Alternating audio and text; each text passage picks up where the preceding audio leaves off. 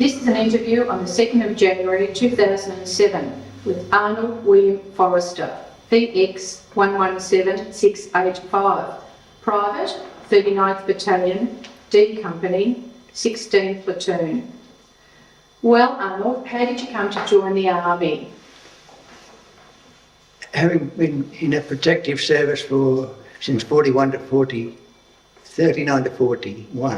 they decided with the Pacific situation deteriorating, they would call up the 18-year-old group, and in so doing I got caught up in that section, and as I was a little older, as we were normally about 18-year-old as average in the unit, or thought to be there, I was one of the older ones, and I was drafted into the 5760th Battalion at Travel, and for about 4 or 5 weeks under Lieutenant Doug McLean, who was conducting the cadre force there at that time. We weren't allotted to units or anything to that at that stage, and out on a bivouac they decided then that we should, they had a call that we should, a new battalion was to be created in the name of the 39th Infantry Battalion. They called for volunteers, and without further ado, 10 names were drawn out of the hat. And on the 10th draw, a little fellow, a little plump, red-faced fellow of about 18 years of age, had a widowed mother, and he had quite a crying match. So they said, "Oh, Hunty can't go, call another name." So they drew me as the 10th one, and his mother was ever grateful for taking her son's place, and for soldiers' cakes and letters once a week, she kept me going for the whole time I was in New Guinea. That turned out a wonderful friend. Her son subsequently went to the islands and returned to be a tram driver safe and well in Melbourne.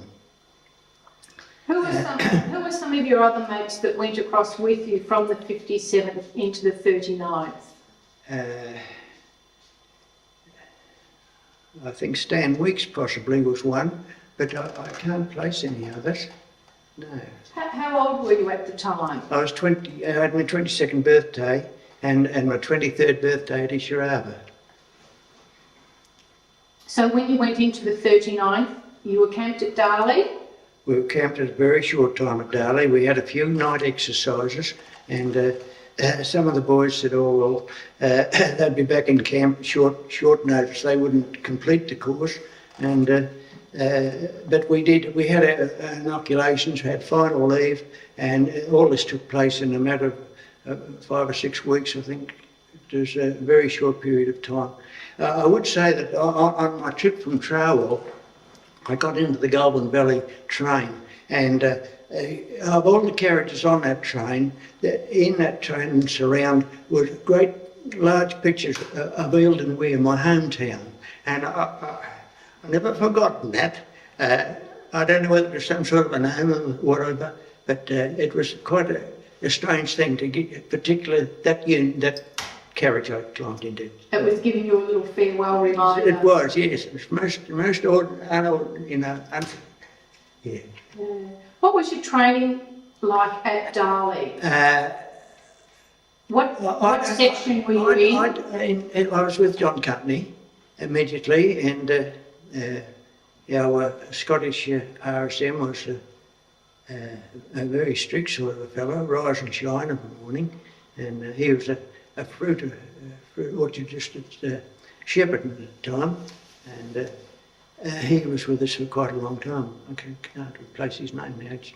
Anyway, no, our stay there was very, very short, apart from our final leave was 14 days, I think. Do you remember doing any sort of rifle training? Or? I don't remember any rifle training, no. They showed us a few exercises in so much as pointing out gullies and waddies and centimetre distance and things like that. But actually, I don't think we didn't seem to have any training. Did you remember going out on what they called the Battle of Karangamai? Yes, well, that was one. That was a complete disaster. They took our supply truck, and I think for 2 days we had nothing to eat. That's one of the times I was quite hungry, and on our way, a lady may have come out on the various air warnings we had from planes, supposedly planes overhead. The trucks had all stopped under the trees and paused.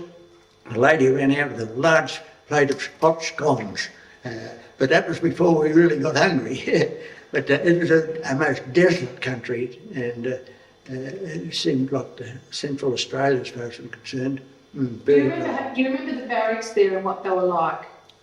Just tin barracks as far as I knew, yes. And did you know that you'd be going overseas? We knew we were for, it was a special unit, and we were for possibly overseas service, yes.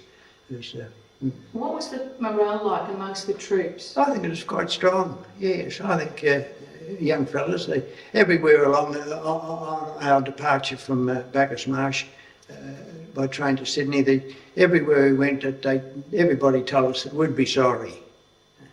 And I think it was very true. We were very sorry for eventually how it turned out.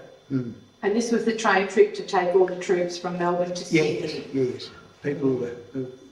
it was a very common occurrence to see this train going through Seymour and beyond.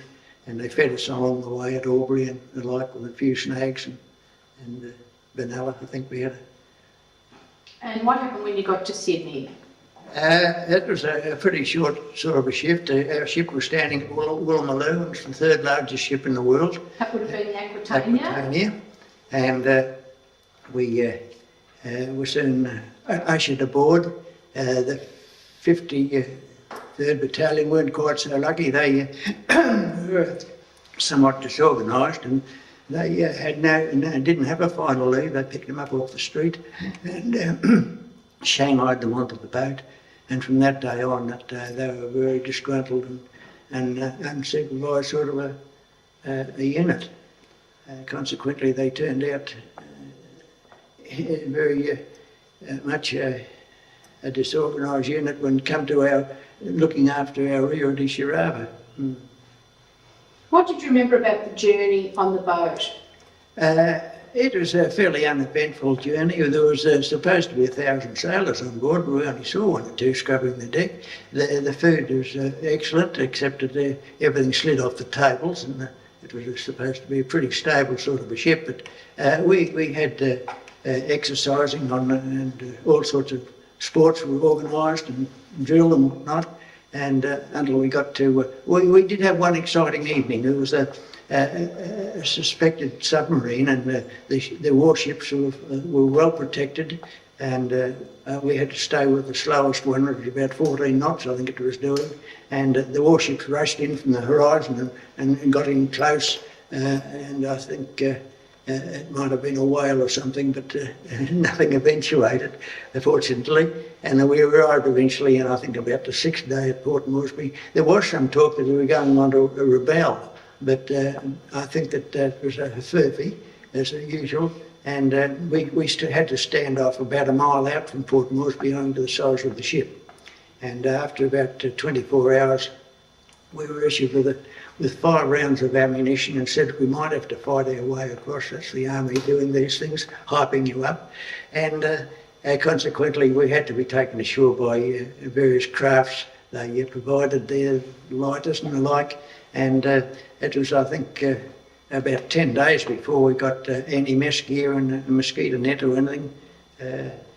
We landed ashore at dark, and our march to the 7 Mile Drome was pretty horrific after being 5 days on the boat with not a lot of exercise or running or walking, and we were pretty tired. We got to the 7 Mile strip, and consequently we were pretty thirsty too, because the water pipe was a 3/4 inch line and for 1,000 men, and that was until they did better. It was pretty big. We were allotted on each side of the Drome and the hills, the foothills around the Drome. We were allotted sections to take up a position there in defence, and we had a blanket, and you're trying to cover yourself up from the mosquitoes, but we all had malaria before we got our mosquito nets, that's for sure. Mm. What was there at the 7 Mile Drone when you first It was just sort of I think I remember a dirt strip,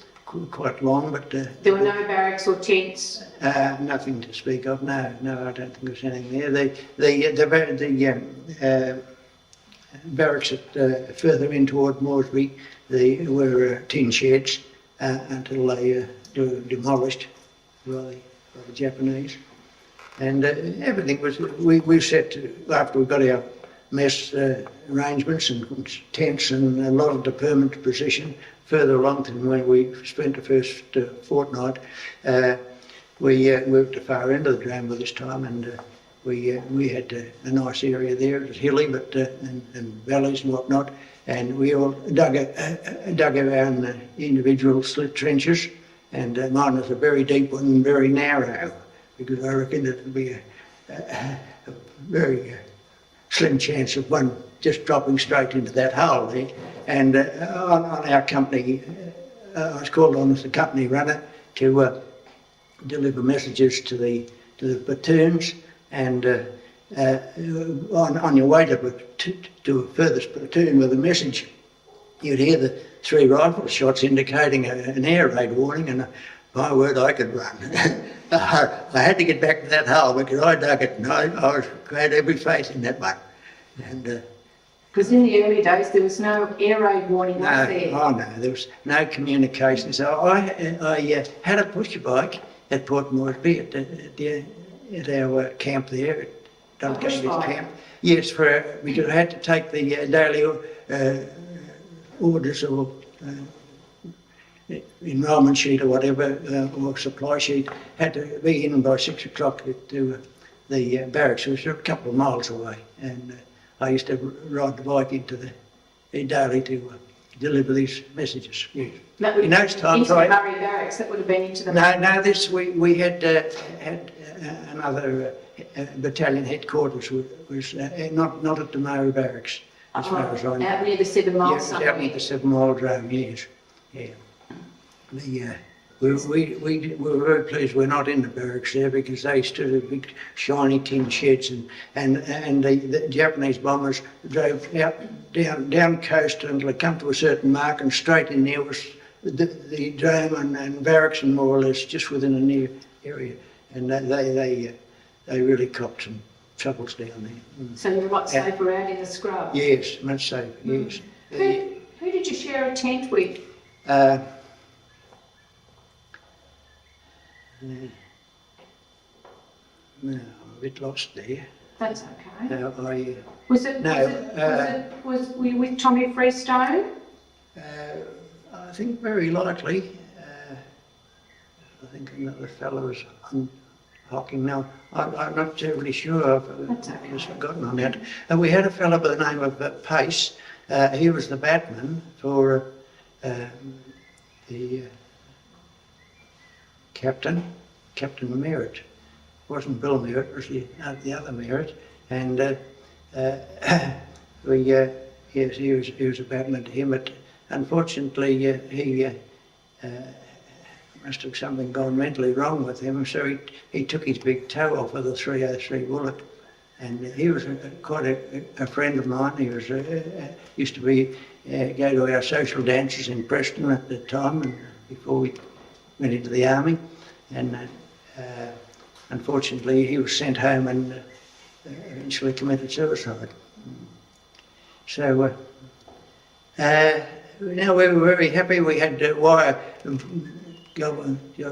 netting on poles for stretchers, and everything went very well. We worked very hard. We had lots, and we were put to work building fortifications all over the place, and that was our main work for the next 3 or 4 months. It was very arduous work, very hot and very hard conditions, and all the food was fairly monotonous. We did get fresh food via a Fokker Wolf, a plane that identical one to King Smith's, made of galvanised iron, and they parked that end of the drum, our end of the drum, and unfortunately it was the only plane on the strip at that time. The Japanese put 30 bombers across, pattern bombed it and burnt it, and also that bombing came right through our area and burnt our tent to somewhat. And one of the boys in the platoon further down one of the other sections, he decided that with seeing these bombers and then see these silver things coming down on a long slope, decided this is not for us, and they went into the bush up the back. And when they got back, the other fellows had a shovel and they were digging their pit to try and find them. But when they walked out of the bush, that was just a fortunate experience for those troops. At the time, you wouldn't have had any defences? They had a Beaufort gun down on the drone itself, a fast firing gun, but and they had on Akak Hill, they had 12-inch guns, I think, but they couldn't reach them, the 30,000 feet. But they fired well. They did. I think they only brought one plane down, and I think they eventually moved those guns and put up water pipes, big water pipes looking from the sky, so that the Japs would bomb there and not bomb where the guns were. This happened. How often were the bombing raids by the Japanese? Well, it was infrequent, but nearly every day. I think we had over 100 bombing raids, and of course we had interference from Tokyo Rose. He was sometimes on the radio talking about demise of Moresby. Did you actually have a radio? No, we didn't have a radio. But you'd hear word of mouth? Yes, that's true. We had the Guinea Gold, which was a paper, about a 3-page paper that was circulated, frequently told us or did tell us from time to time that General Blowman MacArthur had visited the troops in the front line and gone into the forest, gone into the jungle to visit these conditions that they were. And what did you say to that? Well, we knew that they didn't get past McDonald's corner anyway, but yeah. What was the morale of the boys like at that time? Very high. Yes, we used to. The wharf labourers in Sydney, Townsville wouldn't load the ships because they wanted the danger money, because that was terribly dangerous, loading ammunition for the troops. So, but they didn't mind loading the beer because they could drop a case, a crate now and again, or a sling now and again, and get some broken bottles out of it and the cartons. And yes, they loaded the beer comfortably. We had a bottle or two, and although the heat of it was terrific, we overcome that by hanging it on the clothesline in a wet sock, and it was very, very cool. Yeah, very nice. But the beer wasn't Victoria Bitter, it was a Pilsner made by some other group somewhere else. Did any of the boys get into any trouble? Do you remember any of them getting drunk or getting up to mischief? Yes, I think we did lose one. He died through drinking potato peeling stuff, and he was violently ill, and he died during that while he was being sick. Yes. No, we were fairly well supplied with beer, and. What do you remember about your main food that you ate at the time? Well, we used to get some meat. It was very dark, very dark. The eggs were always, the yolks were always blue, but they were fresh eggs, and apart from the skimmed and the crushed up egg pulp, we mostly used that.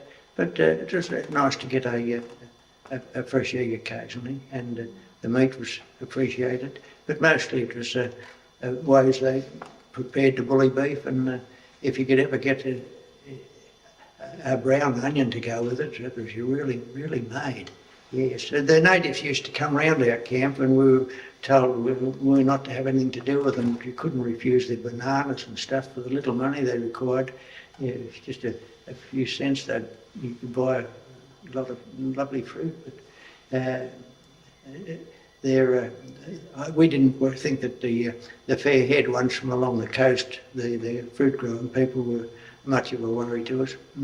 Did you see much of the local people? Mostly when they were travelling through or moving place, the ladies always carried the babe and carried a heap of gear with them, and a fellow walked behind. Yeah. They would have cleared off when the bombing raids started. Oh yes, they had never been down there. No, we did see them from time to time with their grass skirts on and bare backs and bare tops. Yeah. Incidentally, after 12 months there, they seemed to get very light-coloured skins. And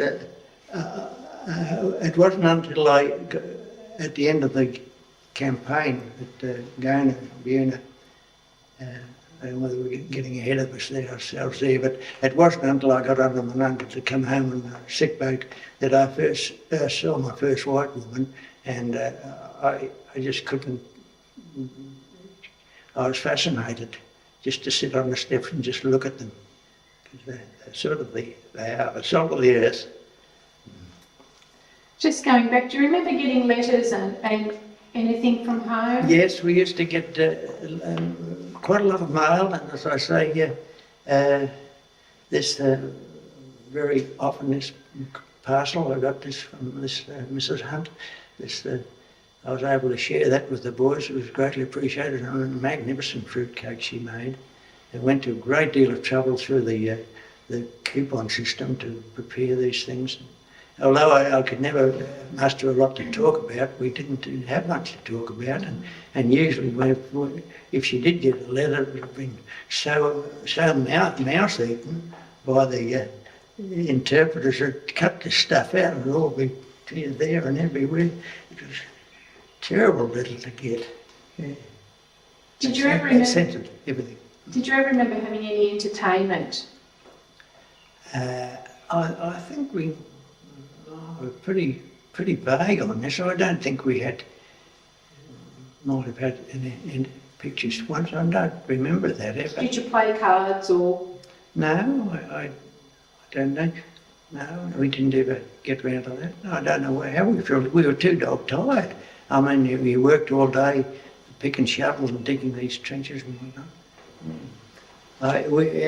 Ours wasn't in the most selected fortifications, which one of the other sections did win, and I never did hear very much about that. That was a trip to Australia and I don't think they got any of those boys back. I'm not terribly sure about that, but I don't think any of them returned. That was the competition where that was the competition, yes, the battalion competition for fortifications, and they apparently prepared an excellent site, but and they were rewarded for it. But they got a holiday back to Australia. They did, yes. I don't know whether I don't know that they all returned. No, I think you're right. Never heard the outcome of that, or heard what penalty they. Do you remember you would have had the old lieutenants from the First World War? You would have had, yes. Did you have Lieutenant Hoffman? Yeah, yes, we had Lieutenant Hoffman and Captain Banana Joe. Why did they call him Banana Joe? He had a fruit block in Mildura, 1914-18 allocation. Yes, they were grand old gentlemen.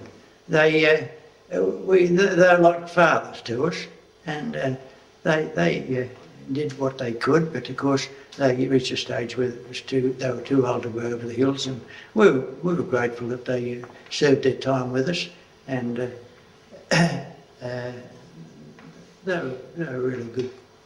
And then they were replaced later on with the AIF fellows from the Middle East arrived, and of course that was at the point I decided that if there's any goodies going on, if we get back home, I joined the AIF at Port Moresby and got my VX number there. Mm.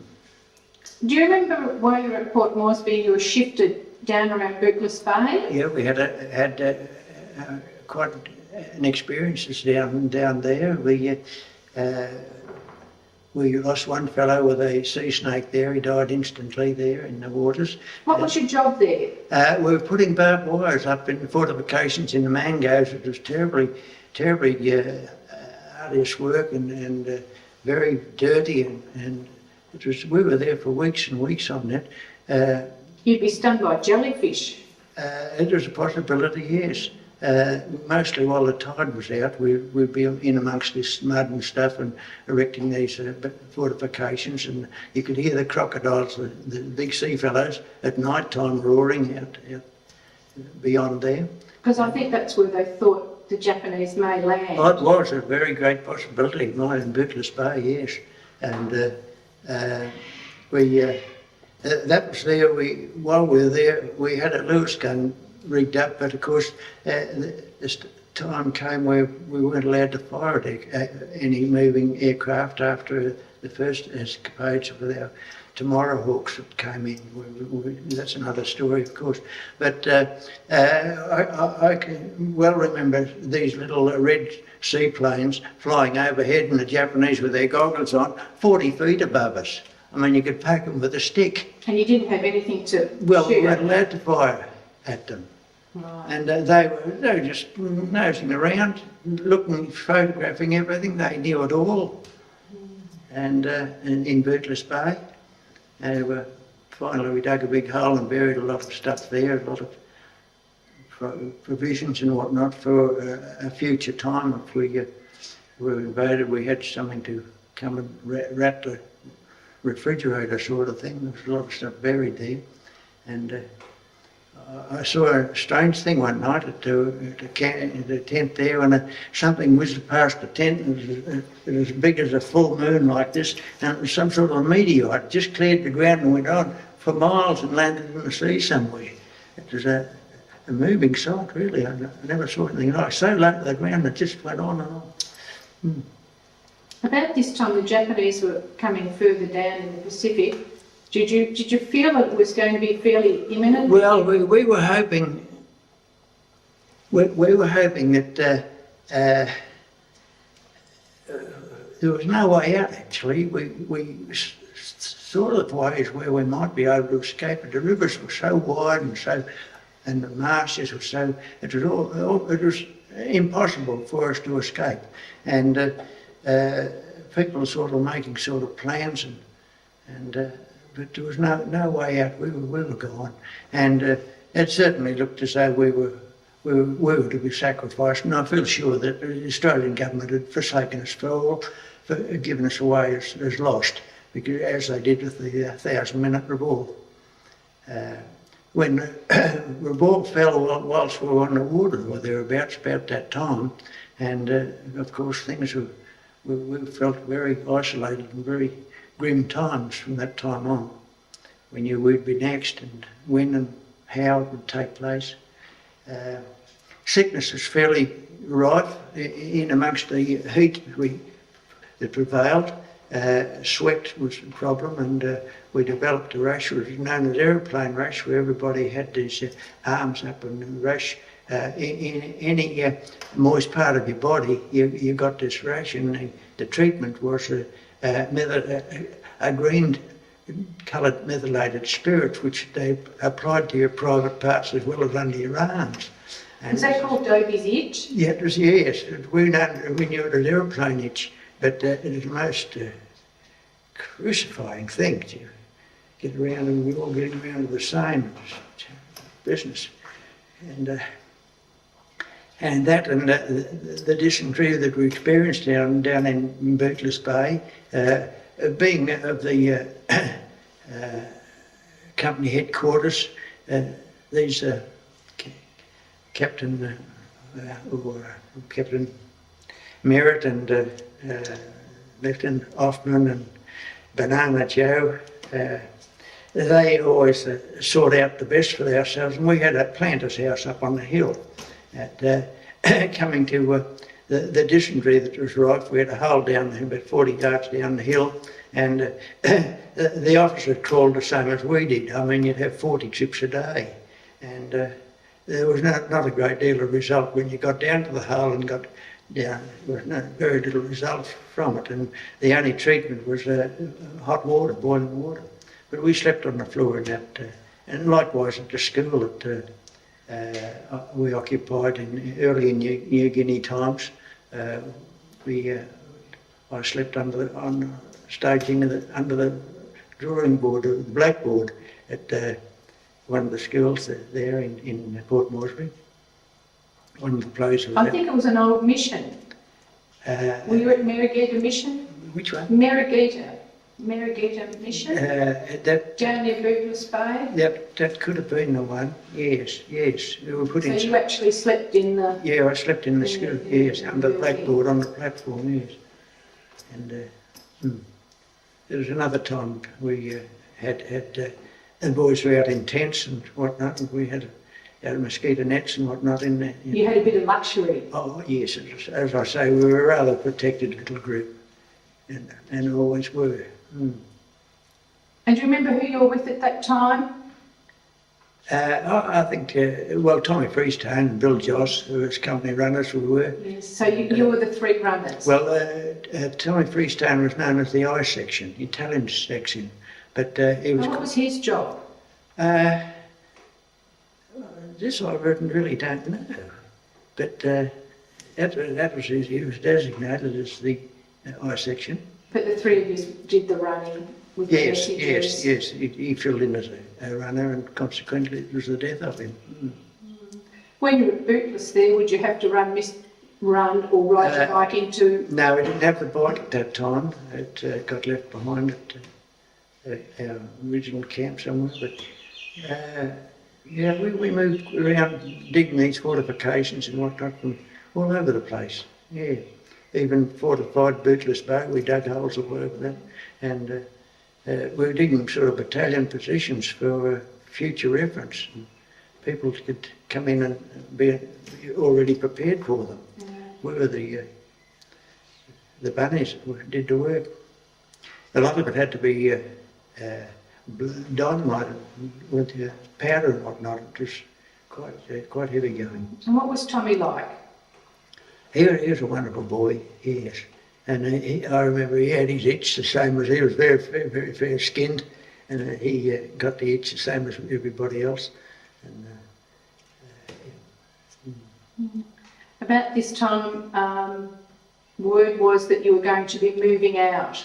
Yes, they started to prepare us for action, and they prepared. I think that was the time that we turned out. I think that was the time we turned out. We didn't have any gaiters, and they turned us out in World War II, World War I leggings, and invariably there was two rights or two lefts, and you had to travel all over the place to get two of the same sort. Did they have buckles down the side? No, they had the leather straps and thread through the leather holders, and very well polished. We were well polished, and red boots, polished boots, and khaki shorts and shirts. And there was no other Australian battalion ever come up to the mark, as we really cut a figure with that gear. And who was your lieutenant at the time? Would it have been Doug McLean? He would have been one of Don Cundy's, yes. And who was your sergeant? Sergeant Marsh, Reg Marsh, and yes. What were the Marsh brothers like? Oh, they were charming country boys, yes. The units were made up mostly of very large sprinkling country fellows. We all had a 22. At a very early time, we mightn't have learnt much from the army as far as camouflage or things where we didn't know anything about camouflage. But we did know that if you had to use cover to get close to a rabbit with a 22 or whatever, and we learned early that we could get close to our creature. And this taught us quite a lot in New Guinea, because we were already trained up to this. And I believe you had a nickname. Yes, Sergeant Austin, I think more or less created my name as Titch, as we were pretty chummy blokes around that time. And yes, he always didn't know me as any other name but Titch Forrester, as we went through the battalion the same way. Yeah. but we didn't know very many fellows in the battalion. We just you did your job and You're attached to headquarter company? yes, battalion. Yes. And how many company headquarters. in your group was there? I think 10, around about 10 in the group, yes. And that would have included runners and intelligence? Yes. Yeah. George Palmer was the scribe, I suppose you'd call him, and he'd be writing up stuff in the office as well. And yeah.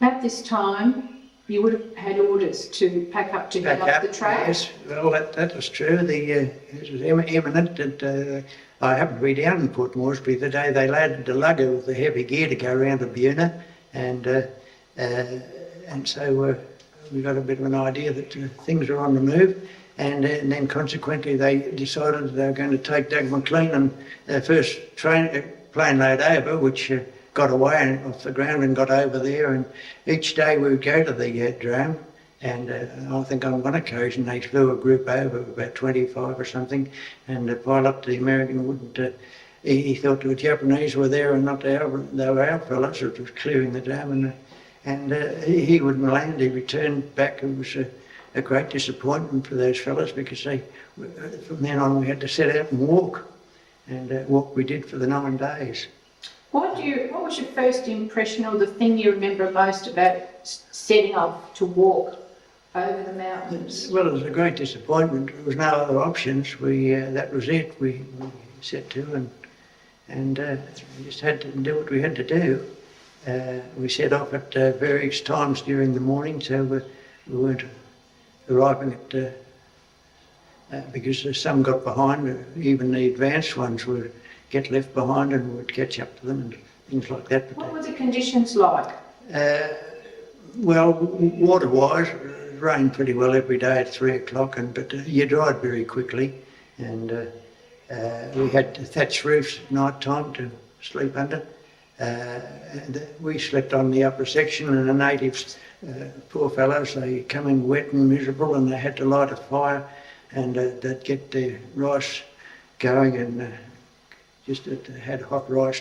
Would that have been the native carriers? Yes, they'd heavily loaded with either 2 to 100 pound box or 80 pound box of ammunition and whatnot, swinging on a pole between their shoulders and change from one shoulder to the other to get a bit of relief. But, did they walk with you, or in their own? No, they had a chappie with a 303 rifle and a sort of a discouragement for dropping the load and clearing off.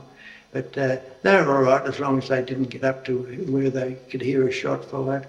They bore their burdens with a lot of good cheer, I think. It was a job for them, and although they got very poorly recompensed in the end, it was very little done for them for the famous work that they did. They would never survived without them. And I think many of them died at an early age owing to their service, the army. Arnold, was there anything in particular you remembered about going up the track, the journey? No, I really think that we're all part of the one brush, and officers and men the same. It was just a daily routine, wet and cold and miserable, and at the end of the day's walk, we would sometimes somebody would point out that tomorrow's walk was over there. You could see the site for tomorrow evening, and you could almost touch it. It was across the valley, but it'd take you all day to get there. The only other thing was that we didn't quite understand that the natives got onto their tom-toms, and they tom-tommed away there with their drums, and they sent messages from valley to valley, and we wouldn't know what they were talking about, but they knew everything about us and how many troops we were and whatnot, whether it was good or bad. That all went ahead of us. So they're obviously sending a message. Yes. So what was happening. What happened when you got up around the Kokoda area?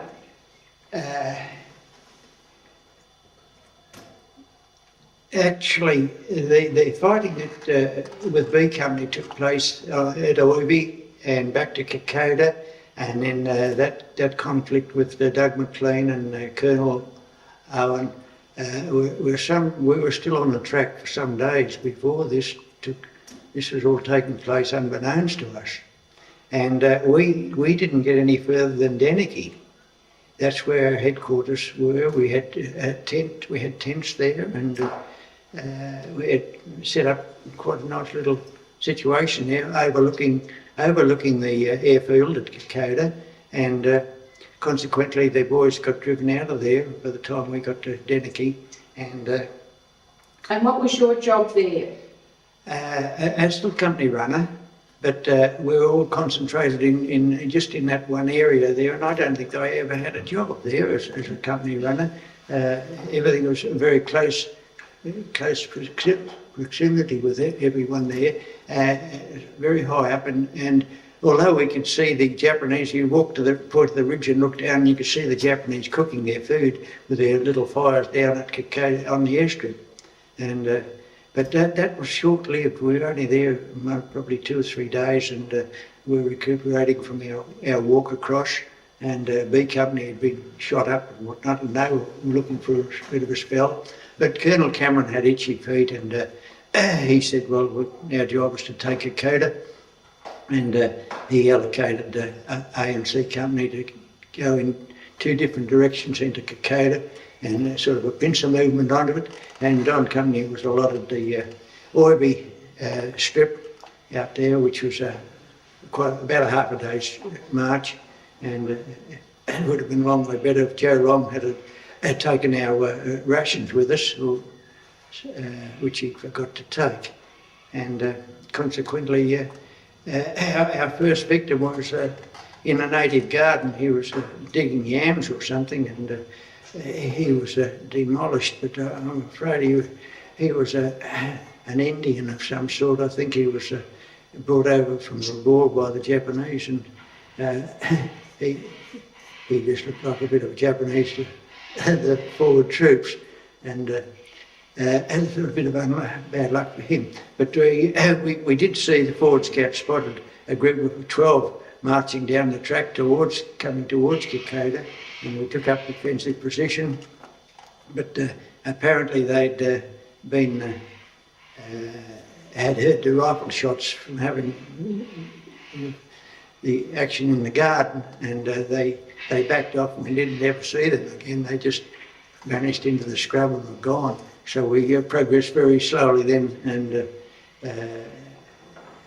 it was from around about Oivi and up to Privy that we ran into quite a lot of trouble. We ran into a horde of people up there. And although they banged the drums and whistled and called out names and all sorts of things, all they wanted was to draw our fire, and as they chanted and whatnot, they were gradually getting round on our flanks. And by 4 o'clock in the afternoon, having lost the sergeant with these 9 men further up the track. And, who was that? Sergeant Marsh. Was that Harold Marsh? Harold Marsh was in charge of the section up there, and looking after a track junction, but unfortunately we lost 2 runners trying to contact them, and we had to withdraw. And what happened when you lost? How did your 2 runners get lost? Well, they were sent with a message to the sergeant that Bill Joss and Tommy Freestone went around the corner, and I guess they were just carrying their rifles at the sling on and unprepared for what was to lie ahead, and they, with 2 rifle shots, and they were taken out and were never found again. I think from around about that time, the Japanese, they didn't know too much about our numbers. They knew they'd already captured Sam Templeton possibly, or some others perhaps, and had gleaned that we were the 39th Battalion, and we had another group called the 49th Battalion and the 53rd Battalion. But this other group that came into it, they were a bit bewildered, I think, when they heard about this other army, this Salvation Army. It was a bit of a worry to them. because another army. So, all in all, I think the whole thing was deceptive to the Japanese. They should have been further down the track than they did get, because we didn't have the numbers to prevent them getting there. It was all bluff, the whole thing. Even Colonel Cameron taking Kokoda again, it really upset their plans completely. And at this time, did you have to run messages? No, I didn't seem to get very many messages. No, there was not a lot of running to be done at that time. We were just take up a rifle position, and we did our night duties, and I don't think there's anything more hair-raising than to be standing with a ground sheet over with your night stand-tos were an hour on and an hour off at Deneki, and it's pouring rain, inches of rain, and you're standing and to be in the hills with the lightning and thunder that took place in that country at that time was something to be seen, because it was like broad daylight when the lightning appeared, and to be standing there in the rain. And the most stupid arrangement the army had was to be anybody to meet on the track was to demand hold who goes there. That was quite silly, although we usually used a password, but that was a procedure, and of course you didn't get an opportunity to. It was quite silly. But to be standing there in that pouring rain and hoping that you wouldn't have any problems on your hour on, to be standing there in the rain and hear the bushes rustling, the wood crackling, the hair on the back of your neck used to stand up on end, regardless of the dampness, and a pig would cross the track in front of you, startled, and go up into the scrub, which would be rather hair-raising. But the boys back having their hour sleep were dependent on you to do the right thing and to stay awake and be guard. How did you feel the first time you saw your first Japanese up close? I actually didn't ever see any Japanese up close. I mean, you could be 10 feet away from them, and very many times I think we were as close as that, but they were so heavily camouflaged you couldn't tell them from a bush anyway. And they were a master of the craft. There was no doubt about it. They'd had training in Manchuria and those places in the islands, and they were excellent at their work. What do you remember about the battle for Kokoda? The battle at Kokoda was not in my patch at all. I had nothing whatsoever, and in fact, until I went back in 2004, in 2019, I went back the 2nd, 14th, and that was the first time I'd been anywhere near Kokoda, apart from Deneki to Oibi. So you would have gone, Deneki would have been the furthest down, and then you went back through Oibi, and then you pushed further back to Oibi. Kokoda was further in another direction, and many tracks leading into Kokoda, but it wasn't Don Company's task ever to be in Kokoda, apart from Douglas McLean and those 27 fellows that were flown over originally with Colonel Owen. So what happened then with your group after that? Well, until we were after the troubles at Oibi, we withdrew back to that camp at Efogi. We spent the night there with 100% security, owing to the nearness of the Japanese, and we knew that they would follow up fairly quickly. And although we had a wounded patient there that night, he was breathing through his chest, and we all had a very disturbed night. Although we didn't sleep, we were 100% security, and we were very much on our toes that evening. And the attendant there, although he had no medical supplies whatsoever, he lit a little fire and warmed some stones so that they put hot stones around this fellow's chest so that the pain was far less. The heat prevented the pain from one didn't sort of counted the second. And by morning we made up a stretcher with some old bags of cotton, some sort of bags we found around the village there, and we made up a stretcher, and the advance party took off for Deneki post haste because we thought the Japanese might beat us to a crossing. Other crossings coming from beyond Uivi to Kokoda they made post haste and left about 10 of us to man the stretcher. And by the time we got to the foothills, fighting was taking place in Deneki. The Japanese had climbed the hill, and although they weren't at Kokoda, they were on their way up to attack our elements. A few sick boys and a few remaining B Company and the colonel there, they defended the camp until the rest of our Don Company got back up there. A and C couldn't leave their quarters down because they intended to get aircraft to fly in after the very light was fired, which wasn't viewed by Colonel Cameron, to send a message to Port Moresby via our one single wire. So consequently, within the next 12 or 14 hours, Kokoda was lost for the second time. How did they get messages or signals through down to Port Moresby? We had a single cable all the way to Port Moresby, which was the 100 kilometres, and until the Japanese got into the near vicinity, we didn't ever have much trouble with the line, but frequently they penetrated and cut the line. The signallers had to go out. It was arduous work and very dangerous to be doing these things, restore the line.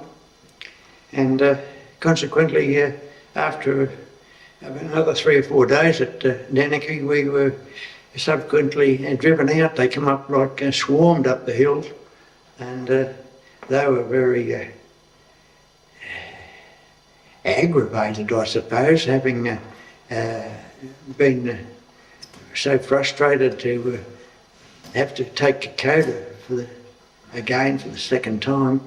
So they thought we were a little bit ambitious of the 39th Battalion, so they attacked in numbers at Deneki, and within a few hours we were driven out. We spoiled as much food as we could that we couldn't carry. We had to spoil, and by urinating on it, on the rice, and putting any morphia we had to spare, we poured that over the rice, and we punctured as many tins and whatnot, and left as little for them as we could in the short time that we had to evacuate.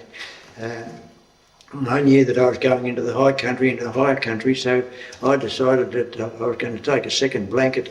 So I rolled up a second blanket, but I got so far behind our group with carrying the extra weight that I untied the string and let it go down the hill, and had to be satisfied with the one blanket.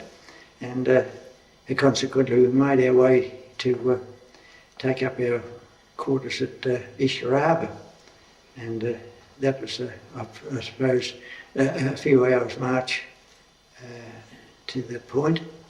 And we selected Don Company headquarters was sort of selected on a bit of high ground at the side of the track, and a large rock on the opposite side of the track was the operating table for our Dr. Shearer, where he did his amputations with whatever he had. I think a pocket knife was brought into play at times, and we were there for another 3 or 4 days, and things were very grim. We were being pushed into a very tight perimeter there because Colonel Owen had been informed that we were going to be relieved by the RAF, and that was a great relief to us, although we were being hard pressed.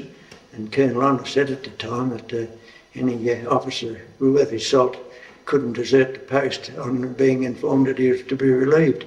So we were there as a little group. I think we were about 270 strong at this stage. We were reduced from 350 by battle casualties and sickness, and So we were there to stay. And of course, consequently, the 2nd 14th moved in to a group in a number of about 600, 640, and we placed great faith in those, although we couldn't leave the situation. It was so serious.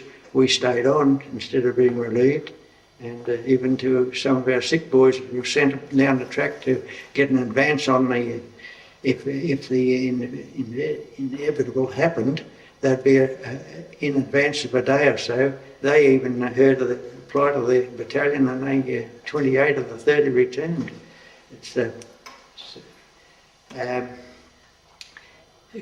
Consequently, the AIF were diverted up onto the high ground and took up a position, and we were sort of in the centre middle distance there, and that was our situation. I didn't have a running job at that time.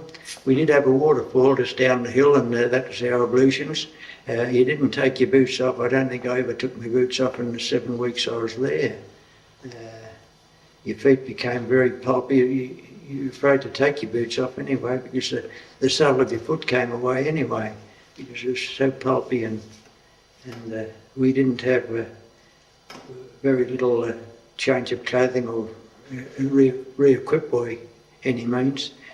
Everything had to be carried in at that point, and as long as we got a little bit of food and some ammunition, we were reasonably comfortable. We had a single one-man tent flies that we rigged up a little camp, a little doobah to sleep under, and that was our lot until the 2nd 14th moved in. Did you dig a small trench? Were you in trenches? Well, we unfortunately we didn't have a shovel amongst the battalion. It was the most serious oversight by any forward troops not to have a small doobah shovel. It was most important. It was as important as food to have something. A good many of us had discarded our tin helmets, but they did come in handy for the people that kept them, for digging holes and or for carrying a drop of water up from the waterfall. Did you have your helmet, or did you?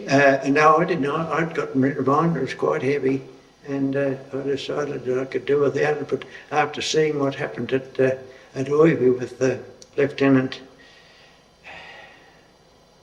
Colonel Owen? No, the lieutenant that was shot through the helmet, and Lieutenant Crawford got shot through the helmet, and the indentation riveted into his skull, and the bullet penetrated the helmet, and there's a great deal of to extract it without doing more damage to his skull. Consequently, of the 2 escorts, Corporal Wild and another was allotted to escort him back to Deniki, and unfortunately he felt the need for no escort, and he drew the pistol on them and ordered them as an officer to return, and we never saw him again. He just disappeared. So, I don't think that improved the health of Corporal Wild ever. He was never the same man after that. I met him a number of years later, and at various homes. He spent the rest of his days in homes, nursing homes and the like. While you're at Ishirava, did you remember the Japanese attacking with a great force? Yes, the second, we could tell this great force and the amount of noise that was taking place to our front, and the 2nd 14th injured were coming back. They were coming back in great numbers of them. They were in a very heavy battle take place, and then later on in the day, from our low ground, we were advised that there was a vacant spot at the top of the ridge, and we were to depart straight away. The company headquarters were up there to fill this gap. And by about 3 o'clock in the afternoon, I decided we didn't have any food, so we volunteered. I volunteered to go down with 6 others to get some food from our little humpy down the bottom of the hill. And I knew I had a little bit of tobacco down there. I was about the only one in the battalion, I think, that had a bit of tobacco at the time. And as I passed my little one-man tent, I reached in and got me a little bit of tobacco. And of course, we had our little sandbags of food, and we took off up the hill again, and it was at this point that we were heavily attacked with people, the Japanese in the trees, that fired on us, and I scuttled around the end of the toe of the hill so I'd put more distance and more pace into my step, and I got round and we got up the hill without any loss. But it was rather hair-raising at the time. However, that evening, and not knowing that the seriousness of the situation, it never occurred to us that we would be departing Ishirava, because I expected to go back to the camp, or in fact we might take Kokoda again. But that evening, just at dark, the order came to evacuate, and the AIF started to move off the ridge in a long single line. Captain Bidstop said, "Runner." So I applied for the job, and he said, "Tell the I section and the two six were to join the throng and move out." And I called all the way to the end of the line of the AIF, and the last fellow said, "There's no white men up there." So I called all the way back, and I couldn't find them. I informed Captain Bidstop that I couldn't find them, and we departed at the tail of that group of AIF, and I understood that we would be the last of that to leave Ishirava that night. When and how the others went on a lower level, I guess they went ahead of us, and we crossed the gully and took up a position and waited for next morning, and at about 9:30, rustling in the bush, and without being shot, these two guys that I should have gathered the night before appeared out of the scrub, and one carrying a leg because he'd been shot through the hip, and they'd slept quite exhausted on the side of the track, quite near to where I started to look for them, and so we put in another half hour or so there, and when the Japanese appeared, they followed these two guys, and they appeared in numbers on our front, about 100 feet in front of us, and although we couldn't see them, they made all sorts of noises and bugle calls and calling in English, rough English and the like, and drawing our fire to, and by about 1 o'clock, a native policeman arrived on the track to inform us that he'd been fired on with his boom train 3 k's back along the track, and that it was avenue of escape wasn't quite available to us. So he, having no boom train to look after, they'd all disappeared, they dropped their load and gone, and so he took us down through a long gliding slope down to the Ora River, I think, in the valley. And on that slope, there's been a mystery to me. We were carrying 2 stretchers, and this native policeman said, "We're not making enough progress. We should leave the stretchers." And leave the stretchers we did. And at dark that evening, when we made the track 3 k's from the original crossing where the ambush was set for us, everybody was far too exhausted to think about going back for the stretchers, and to this day I will never know what happened to those 2 fellows that were left behind. The 39th Battalion quoted that they never left anybody behind, and I would like to know sometime if this could be delved into to find out who, if anybody. Somebody said, "Oh, the 2nd 14th that picked them up." There were no 2nd 14th. We were the last on that track, to my knowledge, at that point. Well, we fellas went down in the mud and just lie down and prepared to sleep there. We'd stand them on their feet and say, "Come on, no good lying there. They'll catch you in a few hours' time." So by morning, daylight, we arrived at Alala, and we slept under the first aid house there. They were busily all day making stretchers and evacuating the, it was a casualty clearing station, and they held one in abeyance. They kept morphia going into him, and he was very he was very rowdy during the night, and by next morning they had to make a stretcher for him because he didn't do what they thought he was going to do. And consequently, by 10 o'clock we were being fired on, and we stayed for a very short time there because they were climbing the trees on the high ground. It was the most unique place and the most awful place to defend because it was on the riverbank, 100 feet above the river, and with a steep hill. It was about 1 in 5 or 1 in 6 directly straight up the hill behind us, and to escape from the low ground from there was almost impossible. But we did make it up the hill. I don't know that we had casualties, but the Bren gunners kept the firing onto the trees on the opposite side of the river and tried to stem the tide a little bit. The lead was coming our way, and unfortunately the stretcher that was made, the poor chap only survived to the top of the hill.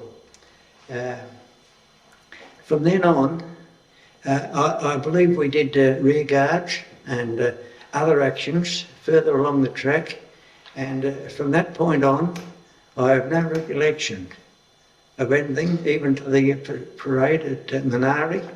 I believe I would have been there, but the only other recollection before we got back to Aitiki was the fact that we were travelling down some 2,000 steps, and the AOF fellas were coming up, the 2nd to 27 Battalion or other battalions, 33rd or whatever, were coming up the track, and we did get a smoke from them. But we rested as much as we could because we had not experienced these jellied knees or quivering knees before, because you lost control of your legs with the down motion of jar as we went down these steps. And it was a most terrifying experience to not have control of your feet. However, we made it to the lower ground and eventually made it to Aitiki, where a roast meal was prepared and a large slab of fruitcake, Adam's fruitcake. And if I've not ever been as ill before, I was that time. Where our stomachs were no larger than I would say a walnut. Through having been starved and our condition, our eyes were in the back of our head, in sockets in the back of our heads, and I think pretty well everybody went to into hospital with field ambulance or somewhere. Eventually we moved into a permanent camp when we got back to our some sort of fitness again, and we set into a bit of training and a bit of sports, and I was still company runner, and I'd have to take the messages up to battalion headquarters with the compliments of Colonel Cameron to Major Green. He was a magnificent officer. Unfortunately, he went off after his duties with the 2nd Battalion and was killed in Korea. He was the youngest commissioned officer, I believe, at that time, to be made a captain and then into a major, yes. When you're coming down from Isharaba, do you remember ever seeing Damien Para? No, he took a very famous picture of the 6 of us on that track, and unfortunately today, after these 60 odd years, there's just George Palmer and myself alive out of the 6. The others have progressively fallen by the wayside. I think Joe Long, the 1914 veteran at the tail end of that picture, was about the first to go. He was 42 years of age when he was on the track with a withered knee, and a very prominent scoutmaster in his earlier time, plus 1914-18 service in the Great War. Then came his next would be down the line to fall by the wayside would be Jackie Tonkin. After a reunion, he was crossing the railway line at Warrigal to his home and was knocked down by a car and was killed. So progressively down the line, they've passed on. After your arrest at Port Moresby, the 39th was sent back into action in Gona. We were regrouped. We had a new commander took over. He was the Commissioner of Police, Major General or General, whatever he was. Anyway, Mr. Porter took over. We'll call it Mr. Porter. No, not I want to know him better. I don't know whether a major or what he was, Brigadier Porter. He lined us up on the parade ground, and by this time we did have some khaki greens and the like, well equipped with new stuff, and we still had our percentage of World War I 303 rifles, which supposedly were very accurate. They told us in our training day the tip of the blade of the foresight in line with the U of the backside, in line with the shoulders, and press the trigger, you couldn't miss. But this wasn't to be true, because later on, at a later time, another place, I tried to shoot a Japanese at 10 feet with a little bit of cheek that I could see here, and the muzzle blast knocked him off his feet, but he got up and ran away. So that was it. However, Brigadier Porter lined us up and he told us what a magnificent bunch of troops we were. We were reinforced with the 53rd Battalion that had been so disgraced. We did a bit of training and running and whatnot, even to our illustrious Colonel Owen won the 100-yard sprint in our sports day a few hours before we left to go to by plane to Papua. And Colonel or Brigadier Porter said, praising us up, saying what a wonderful record we had as the 39th Battalion, and we had far greater things to do, and he was going to go with us, and I think with us he did. But we got off the plane, and I think we had a few kilometres to walk to our bivouac site, and there we had to leave our packs. Now we had to make up our things, what we had to take in a haversack, which was a toothbrush and jolly little else we could take in a haversack, and with our ground sheet, and we had to leave our packs, which we anticipated would be as we left them. They were stacked as army style. Unfortunately, as we came back from Gona and Sanananda in dribs and drabs, we got back there and inquired about the packs. The packs were used by the natives for carrying grenades and other things, and there weren't any packs left. They put all the stuff were tipped into plastic bags, and as the returning troops passed by, they helped themselves to what they wanted, and there was nothing left when we came along later in the time.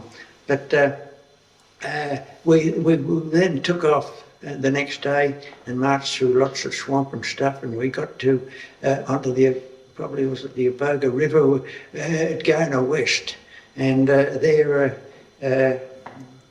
Kangamore and Co took up a frontline position, and our foodstuffs were cooked far back behind the firing with the Benson burners, a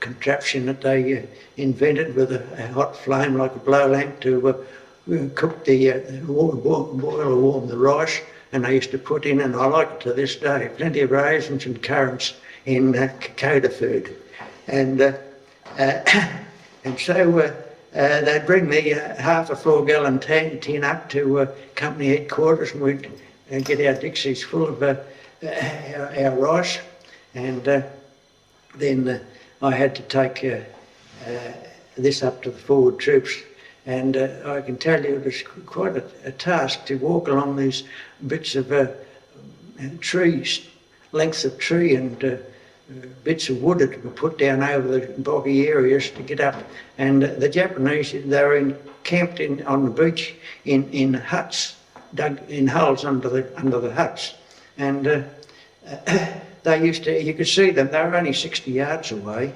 and they'd say, get down. Well, how can you get down with a bucket, with a rifle in one hand and a bucket half full of hot rice in the other? So I think that I took many a chance of not returning there.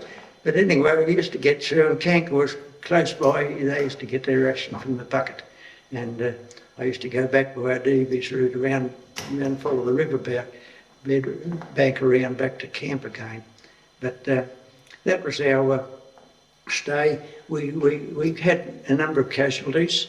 It was pretty hair-raising there, but we were getting pretty stayed in the fact that we were frontline troops, and we got pretty used to being shot at, and consequently the troops coming up along the beach helped us greatly, and the Japanese were finally subdued there. I thought since that had we had some incendiaries to burn the hut down, we would have got rid of them without a lot of trouble. We'd have burnt them alive under the hut.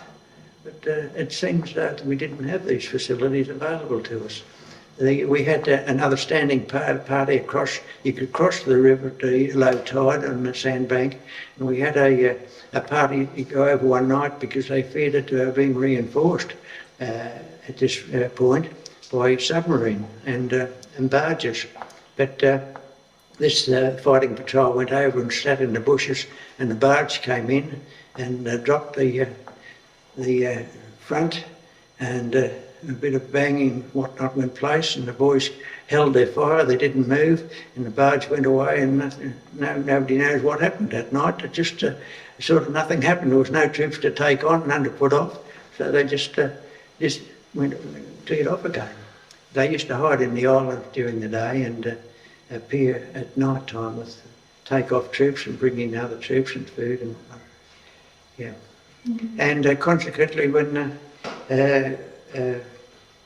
Gona West was no more, we were sent down then to, I think it must have been Gona, and of course this is where we ran into lots of trouble. We put on a frontal attack there. It was quite silly, and they put down a smoke screen that evaporated before we got into position properly, and the whole thing was a schmozzle, and we got caught out in the open, and the snipers played havoc, and little Skilbeck did wonders by dragging in wounded across this open ground, and one was decorated for such.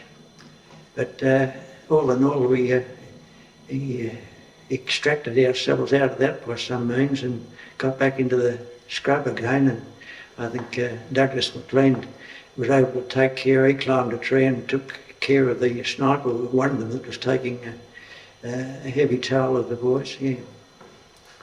So much for that frontal attack. The Colonel Honour learnt after that. He learnt finer tactics and did wonderful work after that at a later time. Yes. How did the men feel towards their officers? Well, everybody seemed to be in the same boat, and everybody had the same privations, and we got on very well, excellently with our officers. They treated us very, very fine, and did the best they could with what they had. You would have gone back home to Melbourne on leave after that? Yes, just prior to that, we finally got down to, I think, Gona. I'm not sure which went first, Gona or Sanananda, but 3 days before the war more or less finished, there was a bit of mopping up to do, and the 3 days before, Sergeant Donald, Distinguished Conduct Medalist at a later time, said that we had a bit of a patrol to do next morning, and there was a mopping up taking place at that time, and I said, well, I had a pretty rough night, Sergeant. I said, I think that I mightn't go, and he said, well, you have two options. You either go on the patrol or you go to the RAP. And I said, well, I'll go to the RAP. So I went up to the RAP, and I thought, well, I had a pretty sweaty sort of a night, and if you're 104, you're allowed to go. go back. So I left 3 days before they finished. There were 27 officers, 27 men and 5 officers walked out of that area. And even though you had to have a second, a few bits and pieces to, with 104, you still had a 20k walk or thereabouts, I think, back to the airfield to get a lift back to Port Moresby. So that would have been Papua. No, another one. It wasn't Papua. We landed at Papua. I think that was further away. There was another field closer than that one. It might have been 15 k's or something. I'm not sure of that one. But it wasn't Papua, I don't think. However, we landed back in Port Moresby and went off to some sort of a field hospital. And I think we were only there a day or so, and we were taken down to the Sanananda. And as I say, that was when I first experienced seeing a white woman in almost 2 years. And I bet it was a good feeling going home. It was, well, we were all ill, and it was one of the things you learned very early, that you never stood downwind of the wounded with their arms in slings, because the method then was for the flesh to be eaten away by gents who haven't been fly blown. And that was the best cure then at that time. Sulphanilamide was the saviour of many limbs through the powder that was invented at that time, and we couldn't have done it without it. It wasn't talked. We hadn't talked about we didn't have adequate in those times, and the malaria you just either suffered it or went off to a con camp somewhere or a hospital. But in the earlier times you had to take the quinine off the spoon, and people used to be over all dubious methods of not taking your quinine, but you reached a stage where you had to open your mouth, and the officer poked it in your mouth, and he put his finger under your jaw and you had to swallow it. Now, do you remember where you were when you heard news that the war had ended?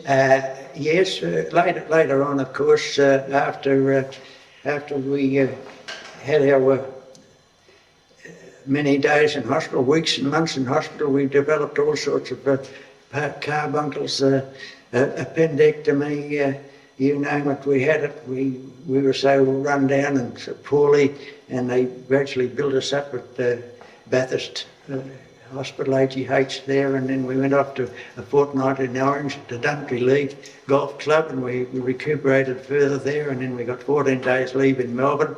And consequently I decided that as I had my sister in Darley, my father in Eagleton Weir, and these places were so far apart that 14 days wasn't very long, and consequently at that time they had the army in using the old veterans that were guarding Eildon Wall at the time, had an exercise on Eildon Lake by a group of young commandos, I suppose they were sort of training to be, and they had a very successful defence and deploy operation there, and they decided to 6 weeks later to repeat this operation. And after heavy rains, the river of the Goulburn was in flood, and as they came round the corner, swept at great pace, the 5 boats went through this waterfall which had a spout of 20 feet high, and when they came out, there was 5 blokes missing. And consequently, my father thought that after 2 days, the people that rescue people in Alexandra brought out a box of grenades next day and caught a nice lot of fish. But unfortunately, they didn't get any result. So my father said, well, if my bloke was lost, I'd expect someone to look for him. The army said the dead men are no good to us, so they vacated the site after 2 days. So my father went 12 days with the ration of petrol he had at the time in a little boat, 12 miles every day to look for these fellas, and I joined him on I think about 6 or 7 days we went, and we recovered the 5 bodies. And so consequently I decided that my time was pretty short on 14 days. I had some malaria at Alexandra one day, and I had heparin, and I treated myself. So consequently I went to stay with my aunt, and I lived with them many years from when I was a very young boy, and I went up to the Croxton Hotel one day, and who should walk in, a friend of some 2 years I hadn't seen, and he greeted me with glee, and knowing that he could see I'd been overseas, and he said, well, what are you doing, boy? And I said, well, actually, I'm AWL, and with that he pulled an MP flag out of his pocket, and he said, don't worry about this, he said, it's... So he said, but I can help you. He said, don't go over 10 days. And of course, I reported back to Terry at Caulfield, and unfortunately he was on escort duty, and I finished, he wasn't able to help me, and I finished up in a cage that day and that night in Melbourne jail. So that was a hazardous experience, sleeping on a blanket in the cold floor in a cell that Kelly might have had at one time. And so from 4 o'clock next morning there was no sleep at all, because the bad boys got a really harsh time there. And he used a safety razor that 5,000 had used before you, and fronted up next morning to the brigadier, and he said, oh, fine record, soldier, shame to spoil it. What happened? And I said, well, I had malaria. And he said, where's the certificate? And I said, I was 20 miles from the nearest doctor, and I said, I treated myself with Ativan. And he said, no record of this. So he said, I'm very much afraid. He said, you don't get paid for not being on the job, so you find 10 days pay and return to your unit. And I returned to Caulfield that day, and when I got there, the boys all lined up there for their leave pass next morning, said, Titch, where you been? And I said, I've been in jail. And they said, we've been here for 2 weeks. Terry Conley, and he's the most, he was the most outrageous lieutenant in the 39th Battalion. If there was anything crook going, Peter Conley would be in it. And he was organising the draft to the north every day, and everybody got a leave pass for 2 weeks. And so I got a leave pass for that night to go and see my aunt. And next morning he couldn't raise the numbers, so we were on a troop train to Wandekla. We, after 5 days, I think, or so on the train, we were discharged, residing at Wandekla, and the next day I think we were disbanded as written off the record for all time, and transferred by Army Band to the 2nd Infantry Battalion to take up Don Company as a company runner. And they used the personnel from the 39th, any with a V or an X number, to be enrolled. And the unfortunates that had been through so much, the chocos, that declared that they wouldn't have joined the AOF, were sent to field ambulances, and one group was sent with straight back to the islands to fight again. They had their most raw deal, and they were quoted then as not having natural fibre. They lacked natural fibre. A most harsh treatment for such courageous fellas. So then we spent 12 months on the tablelands, enjoying learning to jungle training, river crossings and the like, and so on. After 12 months we had some more leave, and then we embarked on the Adams Liberty ship and disembarked at Aitapi with Colonel Cameron in charge, which was a very great disappointment to